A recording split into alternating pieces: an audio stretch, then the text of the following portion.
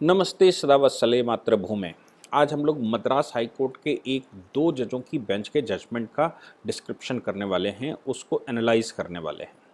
हालांकि Madras high court ने वो एक बड़ा डिसीजन दिया और लंबी चौड़ी उसमें रूलिंग पास की। ये जो लेक्चर है या ये जो जजमेंट है, ये देश के उन हिंदुओं के लिए है जो ख़ास तौर से अपने आप को सेकुलर कहते हैं, सेकुलर करैक्टर देश का कहते हैं। बंगाल के उन लोगों के लिए भी है जिनको लगता है कि ममता बनर्जी सेकुलरिज्म की देवी है। ये उन लोगों के लिए भी लेक्चर है जिनको लगता है कि केजरीवाल सेकुलरिज्म का सरताज है। कांग्रेस सेकुलर पार्टी है क्योंकि क्रिश्चियनों का राज्य है उसमें, और उसमें हिंदू और मुसलमान दोनों ही प्रकार के उनके चेले चप्पड़ हैं। ये लेक्चर उन लोगों के लिए भी है जिनको देश की वो स्थितियां, जो रियलिटी है, जो इस्लाम की भयावहता है, जो देश के लिए भविष्य का खतरा है, देश में आने वाली समस्याओं को, हालांकि समस्याएं तो देश में हो ही रही हैं, बंगाल उसका लेटेस्ट इलस्ट्रेशन है, केरला उसका लेटेस्ट इलस्ट्रेशन है, दिल्ली उसका लेटेस्ट इलस्ट्रेशन है, शाहीन बाग जैसे केस वो इलस्ट्रेशन आते हैं। फिर भी जब कोर्ट के सामने मामला जाता है तो वो कोई पॉलिटिकल नहीं होता। कोर्ट के सामने मामला जाता है तो कोई बनाई हुई कहानी नहीं होती। कोर्ट के सामने मामला जाता है तो उसमें कुछ अप एंड डाउन, ज़्यादा और कम नहीं होता। कोर्ट के सामने जब मामला जाता है तो उसकी सत्यता परखी जाती है, उस पर एफिडेविट लिखे जाते हैं, उस पर सरकार का कमेंट लिया जाता है, और जितने प्रकार की पार्टियां होती हैं उन सभी पार्टियों का भी उसमें स्टेटमेंट आता है। उसके बाद आर्गूमेंट, और आर्गूमेंट के बाद ही कोर्ट किसी डिसीजन पर पहुंचता है। इसलिए तमिलनाडु का ये मामला जो मद्रास हाई कोर्ट ने डिसाइड किया है, इस मामले को हमें लगता है कि देश के सभी संभ्रांत लोग, तथाकथित सेकुलर और संभ्रांत लोग, इनको ज़रूर सुनना चाहिए। ये उनके लिए भी लेक्चर है जो मुस्लिम समाज या माइनॉरिटी कम्युनिटी कहने वाले, तथाकथित माइनॉरिटी कम्युनिटी के लोग जो ये कहते हैं कि भारत का संविधान सेकुलर है, भारत में सेकुलरिज्म है और भारत हिंदू नहीं है। ये उन लोगों के लिए भी ख़ास तौर से लेक्चर है या जजमेंट है जो हिंदू रहे और मुसलमान हो गए, और मुसलमान इसलिए हो गए क्योंकि उनको सेकुलरिज्म दिखता है। ये जो धर्म परिवर्तन या संप्रदाय परिवर्तन का जो खेल देश में चलता है, और उनको लगता है ये ह्यूमन राइट है, चाहे हम लफ्ज़ जिहाद की बात करें या मिशनरियों के द्वारा किए जा रहे कन्वर्जन की बात करें, ये उन सब के लिए बहुत महत्वपूर्ण डिसीजन है।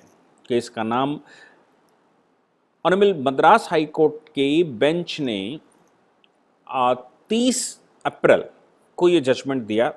ऑनरेबल जस्टिस एन किरुबाकरन और ऑनरेबल जस्टिस पी वेलमुरुगन की पीठ थी। केस का नाम है, और रिट नंबर, अगर आपको बहुत स्टडी करना है तो रिट नंबर भी लिखना चाहिए, 743 ऑफ 2019।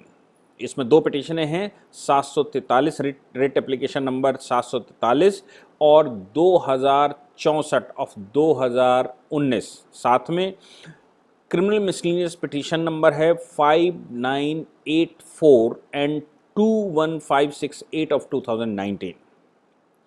इसमें एक एप्लीकेशन जिसको जो प्रमुखता से रही, रिट एप्लीकेशन नंबर 743 ऑफ 2019, इसका साइटेशन है Ramaswamy Udaiyar versus district collector Perambalur, revenue officer, deputy superintendent police या divisional executive magistrate, revenue officer, जो अधिकारी उसमें शामिल थे, कि अधिकारियों का क्या रोल है, अधिकारी कैसे सोचता है उनको, और साथ में इसमें और जो पार्टियां हैं जैसे TR अब्दुल रहीम, ये अपोजिशन के लोग हैं, इनको पार्टी बनाया गया। केस के पहले फैक्ट हमको जानने चाहिए। तमिलनाडु के इस जिले में, जिसको हम पेरम्बलूर कहते हैं, पेरम्बलूर जिले के एक गांव की घटना है। और जब फैक्टों पर हम लोग चर्चा करते हैं तो ऑनरेबल कोर्ट ने इस पर फैक्ट लिखे हैं। उन्होंने कहा कि 2011 तक, 1991 से लेकर 2011 तक के एविडेंस कोर्ट में जमा किए गए हैं। उन एविडेंसेस में ये बताया गया है कि वहाँ पर जो गांव के 3 टेम्पल हैं, उन 3 टेम्पल्स का एक सामूहिक 3 दिवसीय कार्यक्रम होता है और एक फेस्टिवल होता है। लंबे समय से उन 3 टेम्पलों का फेस्टिवल वहाँ होता है और वहाँ पर एक भूमि, सरकारी भूमि या हम लोग पंचायत की भूमि जिसको कहते हैं, उसको तमिल भाषा में पोरम बोके लैंड, पोरम बोके लैंड, इस तरह की लैंड है जिस पर वहाँ की आबादी शुरू से 96% हिंदू रही, 4% मुसलमान रहे होंगे पाकिस्तान बनने के बाद, और 4% मुस्लिम वहाँ क्लेम करते रहे कि ये जो पेरम्बकोर लैंड है यानी कि पंचायत की लैंड है, इसका इस्तेमाल उनको फ्रीली करने दिया जाए और प्रमुखता से करने दिया जाए। लेकिन हिंदुओं का, चूंकि पाकिस्तान बन चुका था, मुसलमान सब जा चुके थे, तो हिंदू वहाँ 1951 से, एविडेंस है 1951 से कि वहाँ फेस्टिवल मना रहे थे और 96% गवर्नमेंट लैंड यानी कि पंचायत की भूमि पर वो फेस्टिवल मनाते थे। लगातार मुस्लिम समाज इस पर ऑब्जेक्शन लगाता रहा।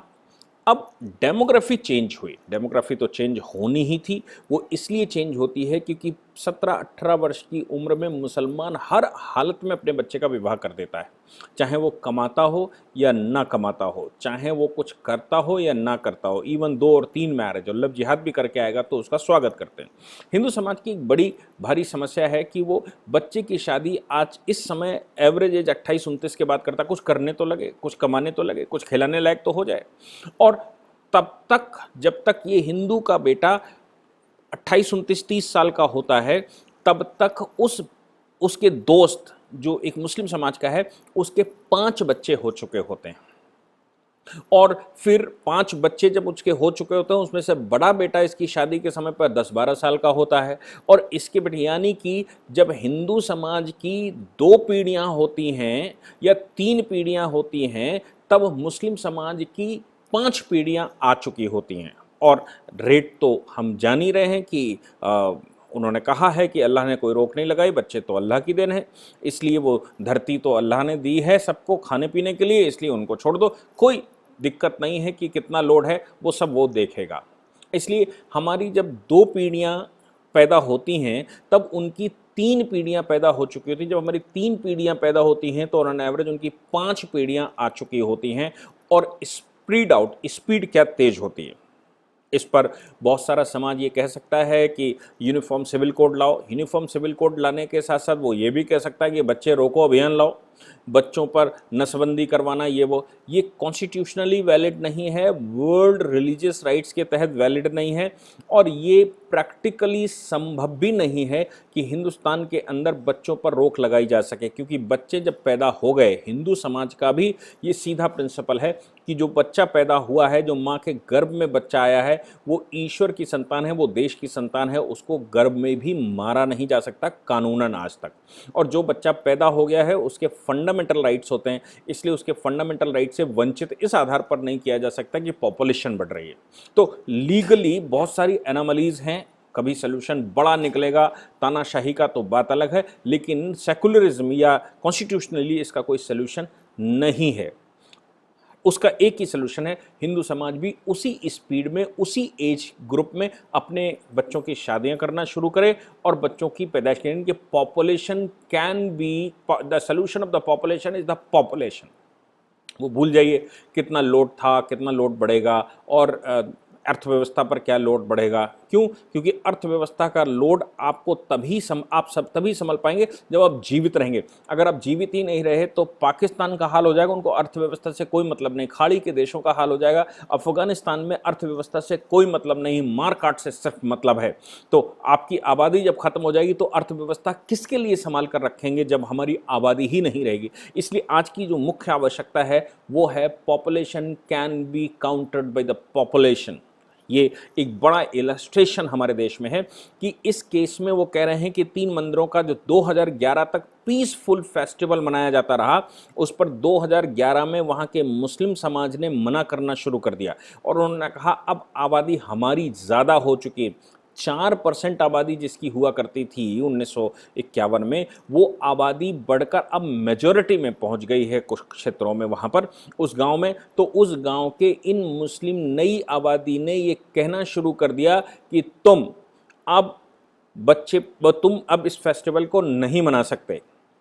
वैन लगाना शुरू कर दिया, दंगे करने शुरू कर दिए। इस क्लैश में कई एक मुकदमे भी फाइल हुए और हर वर्ष इस पर झगड़े होते थे। तो प्रशासन को क्या करना है? प्रशासन ने झगड़ा ना हो तो अनुमति लीजिए फेस्टिवल की, और फेस्टिवल की अनुमति लीजिए तो अनुमति कैसे मिलेगी? तो रिस्ट्रिक्शंस के साथ। आप इस गली में नहीं निकलोगे, इस मोहल्ले से नहीं निकलोगे, ये नहीं करोगे, वो नहीं करोगे, पटाखे नहीं छुड़ाओगे, आवाज़ नहीं लगाओगे, ऐसे बहुत सारे रिस्ट्रिक्शंस के साथ उन्होंने परमिशन देनी शुरू कर दी। 2012 से 2015 तक रिस्ट्रिक्शंस के साथ परमिशन आई। 2015 में एक ऑर्डर पास कर दिया रेवेन्यू ऑफिसर ने, 2018 में रेवेन्यू ऑफिसर ने एक सीधा ऑर्डर पास कर दिया और उसने कहा कि आप ये मना ही नहीं सकते इन क्षेत्रों में। आप जहां पर रहते हो वहां पर, जहां पर आपकी मेजॉरिटी है, उस छोटे से क्षेत्र में चलाइए। पूरे गांव में ये फेस्टिवल नहीं मनाया जा सकता और ना ही आप यहां से फेस्टिवल के लिए धूमधाम से निकल सकते हैं इन क्षेत्रों से, क्योंकि ये मुस्लिम बाहुल क्षेत्र हैं और मुसलमानों का ये कहना है कि ये सिन है, ये पाप है। हिंदुओं की पूजा पाठ जो उस गांव में होती है वो हमारे अनुसार पाप है। क्यों? क्योंकि उनके पूर्वज जब हिंदू हुआ करते थे तब की बात अलग है। अब तो वो विदेशी धर्म को अपना चुके हैं, विदेशी रिलीजन को अपना चुके हैं और अपने बाप को सऊदी अरेबिया में देखने लगे हैं। इसीलिए भारत में ये चल रहा है कि ऑक्सीजन, मोहम्मद के शहर से चल रही है ऑक्सीजन, हिंदुस्तान में सब संजीवनी दे देगी। उस पर अलग से मैं लेक्चर रिकॉर्ड करूंगा कि वो ऑक्सीजन का गेम क्या है। लेकिन ये शो करता है कि हिंदुस्तान में रहने वाला वो हिंदू जो अपने आप को मुसलमान कहने लगा है, उसको सऊदीया के लोग भी हिंदी ही कहते हैं, वो उसको मुसलमान भी नहीं मानते। ये अलग टाइप के मुस्लिम, अगर वो कहते भी हैं मुस्लिम, तो ये अपने खुद में मियाँ मिट्ठू बने हुए हैं और अपने आप को मुस्लिम कहते हैं। खाड़ी के देश इनको मुसलमान नहीं मानते, यहाँ तक कि इनको 3rd डिग्री का स्थान देते हैं। हिंदू अगर जाता है तो बस हिंदू और मुसलमान, हिंदुस्तान के 2 लोग जाएं तो हिंदुओं को वो ज़्यादा तरजीह देते हैं मुसलमानों की बजाय, और मुसलमानों को 3rd डिग्री का इसलिए मानते हैं कि जो अपने पितामहों के नहीं हुए, जो अपने रिलीजन के नहीं हुए, जो अपने देश के नहीं हुए, अपने पूर्वजों के नहीं हुए, वो उनके सऊदीया के कैसे हो सकते हैं। उसका कारण मुख्य ये है, या पूरे वहाँ के जो पूरा मुस्लिम कंट्री है वो इस तरह का विचार रखता है। अब ये जो अपने आप को मुसलमान कहने लगे, इनका धर्म भंग हो गया, इनको सुनना भी गवारा नहीं। वहाँ घंटी बजती थी, वहाँ शंख बजते थे और फेस्टिवल की एक यात्रा निकलती थी 3 दिन के लिए गांव में, तो वो उनको बर्दाश्त नहीं और उन्होंने ये घोषणा करी कि ये सिन है, ये पाप है और ये गैर इस्लामिक है, इस्लाम के विरुद्ध है, इसलिए इसको सुनना भी हमारे लिए ठीक नहीं है और हमारा धर्म भ्रष्ट होता है, हमारा संप्रदाय भ्रष्ट होता है और ऊपर वाले की नज़र में वो हूरें नहीं मिलेंगी और ब्ला ब्ला ब्ला ब्ला, बहुत सारी बातें। इस बात को लेकर गांव के लोग मद्रास हाई कोर्ट पहुंचे। मद्रास हाई कोर्ट में पूरी सुनवाई हुई। मुस्लिम समाज ने भी कहा कि साहब, जब हमारी मेजॉरिटी है और हमारे इस्लाम में ऐसा लिखा हुआ है कि आप काफिर हैं और काफिरों की ये बात, हमको अल्लाह को छोड़कर कोई दूसरी बात स्वीकार नहीं है, तो हाई कोर्ट का पूछना ये था कि फिर सेकुलर कंट्री कैसा है? अगर तुम कुछ दूसरे की बात सुनना नहीं चाहते या दूसरे की पूजा पाठ बर्दाश्त नहीं है या तुमको सिन लगता है, अपराध लगता है, पाप लगता है, तो फिर तुम कैसे सेकुलर देश में रहते हो? बड़ी सारी बहसें हुई। कहा कि साहब, देश सेकुलर होगा लेकिन हमारे जो रिलीजन है वो रिलीजन प्रिवेल करेगा और हमारे रिलीजन में हम सुन नहीं सकते, ये फेस्टिवल तो कतई बर्दाश्त नहीं कर सकते। हाई कोर्ट में सरकार का जो डिस्ट्रिक्ट मैजिस्ट्रेट का रिप्रेजेंटेशन गया, उसने भी यही बात कही कि साहब, मुस्लिम क्षेत्र है, लॉ एंड ऑर्डर को ध्यान में रखते हुए हम ऐसा कर रहे हैं कि इनको उधर क्षेत्र में नहीं मनाने देंगे, या वहाँ पर जो ओपन लैंड सरकारी पड़ी हुई है, यानी कि ग्राम पंचायत की जगह है, उस ग्राम पंचायत की जगह पर हम इनको नहीं मनाने दे रहे हैं। क्यों? क्योंकि वहाँ मुस्लिम समाज के चारों ओर बस्तियाँ हैं और वो उनके वो चारपाई डाल कर बैठते हैं, वो वहाँ खांसते हैं, वो वहाँ बैठते हैं, वो वहाँ मार्केट लगा ली, वहाँ झोपड़ियाँ डालनी हैं और उस जगह पर ये लोग फेस्टिवल मना रहे हैं, तो साहब लॉ एंड ऑर्डर की व्यवस्था के तहत इनको रोक दिया गया।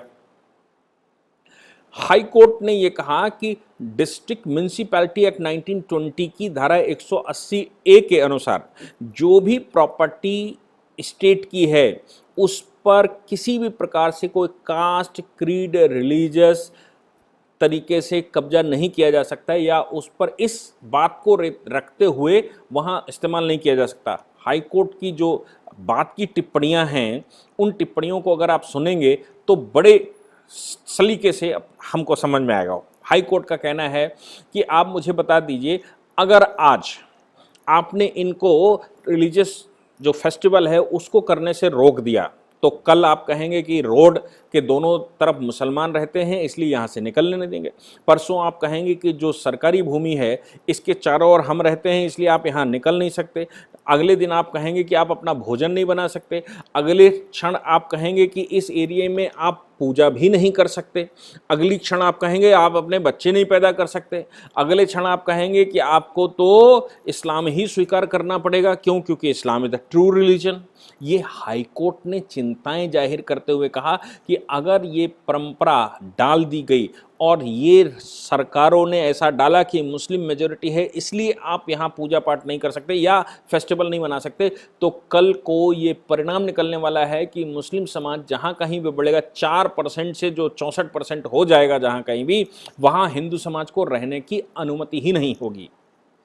इसके आगे जो हाई कोर्ट ने नहीं कहा, भारत सेकुलर कंट्री तब तक है जब तक हिंदू मेजॉरिटी में है, और जिस दिन हिंदू माइनॉरिटी में आएगा तो इस गांव का ही हश्र देश में होने वाला है कि वो फिर सेकुलर कंट्री ना होकर इस्लामिक प्रोपगेशन का रहेगा, और फिर वो अफगानिस्तान या पाकिस्तान या बांग्लादेश, हम सब देख सकते हैं ये हिंदुस्तान के ही वो पार्ट रहे हैं जहाँ पर हिंदुओं ने इस्लाम स्वीकार किया और वो मुसलमान हो गए और उन्होंने अपने पूर्वज छोड़ दिए और जाकर अपने पूर्वज कहीं विदेश में ढूंढने लगे, और वहाँ उनके पूर्वज चूंकि थे नहीं इसलिए उनको वो भटक गए, और भटकने की वजह से उनको कुछ नहीं मालूम है कि वो हिंदुस्तान के निवासी हैं, कि वो सऊदी अरेबिया में उनके बाप पाए जाते हैं, कि हिंदुस्तान के लोग ही उनके बाप रहे हैं, हमारे पूर्वज और उनके पूर्वज एक ही रहे हैं। वो बिल्कुल भटक चुके हैं, और इस मार काट के प्रोपगेशन में जो संसार भर के 56 देशों में चल रहा है, उन 56 देशों के इस मार काट के प्रोपगेशन में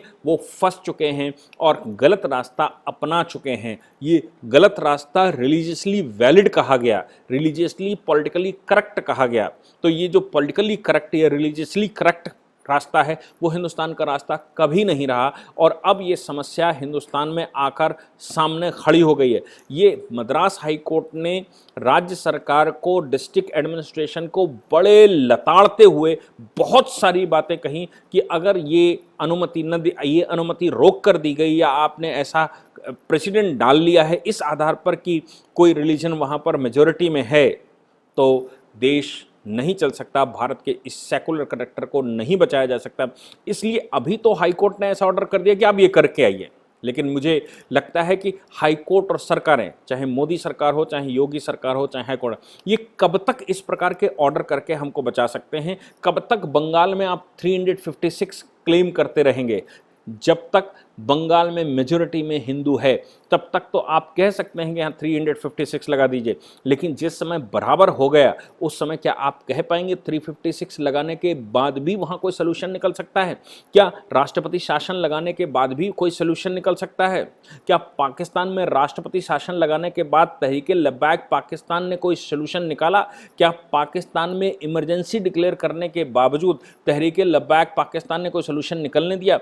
क्या अफगानिस्तान में यूएस के इतने 20 वर्षों तक यूएस के बैठने के बाद, यूएस फोर्सेस के बैठने के बाद अफगानिस्तान में हिंसाएं रोक पाए? क्या रमजान के महीने में भी अफगानिस्तान में स्कूलों में बॉम्ब लगाने से, मुसलमानों की हत्या, स्वयं मुसलमानों की भी हत्या करने से कोई रोक पाया है?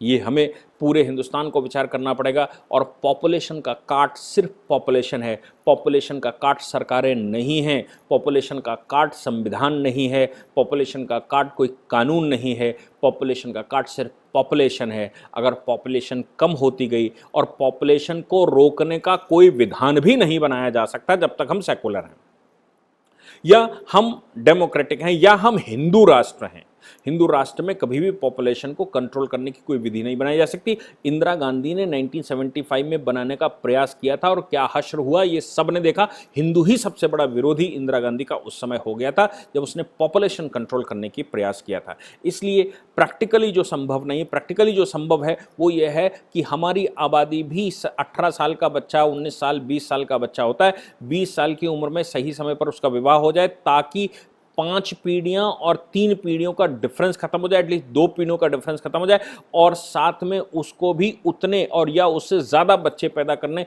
जितने बच्चे दूसरी कम्युनिटी पैदा करके आपको काउंटर करने का प्रयास कर रही है।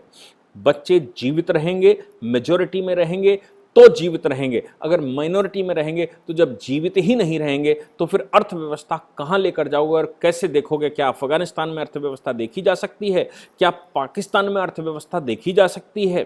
क्या सूडान में, लेबनान में, लीबिया में, इनमें अर्थव्यवस्थाओं का कोई महत्व है? क्यों? क्योंकि वो मेजॉरिटी में जा चुके हैं। क्या वहां पर किसी को बचाया जा सकता है? इसलिए इन बातों को विचार में रखते हुए ही मद्रास हाईकोर्ट का ये जजमेंट सारे हिंदू समाज को देश में समझने की आवश्यकता है और सुनने की आवश्यकता है कि मद्रास हाईकोर्ट की चिंता है, लेकिन कोर्ट बहुत दिन हमारा साथ नहीं दे सकता। Thank you very much.